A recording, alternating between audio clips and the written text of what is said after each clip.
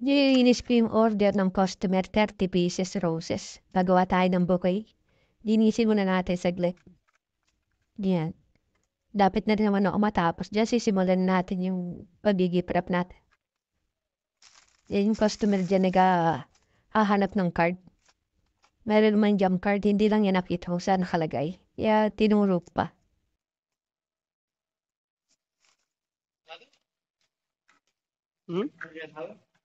बस आ फीता देखी ना ada card.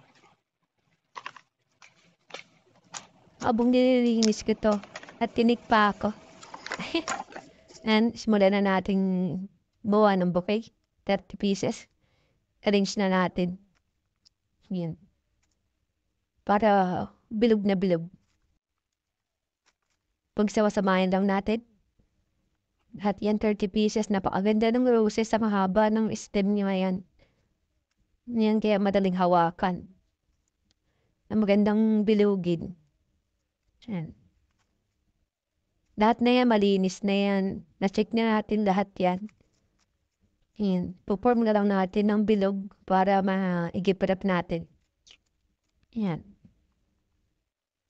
Wala yung kasama ko, nakabreak yung oras na yan eh. May customer na dumating. Broken time kasi kami pareho. Nagla-lunch. 10 break time. Then babalik ulit sa gabi.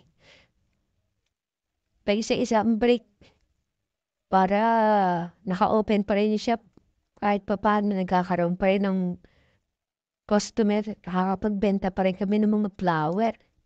Kasi kung isasara mo yung shop, walang kikitain. Sayang din yung oras. Kaya nag-broken time yung schedule namin. Ayan, naibilog ko na. Tiplam muna natin. And then, after natin i-tape, i-cut na rin natin yung stem. Masyado mahaba. Cut lang natin. Gamit natin yung special tools ng pang-cutting yung stem. Start na tayo mag-gift wrapping. Siyempre, ang magandang gift wrapping sa red roses yung black wrap. Black wrap natin. Yan. Ready na. Ito na po. Ayan, naigrap na natin.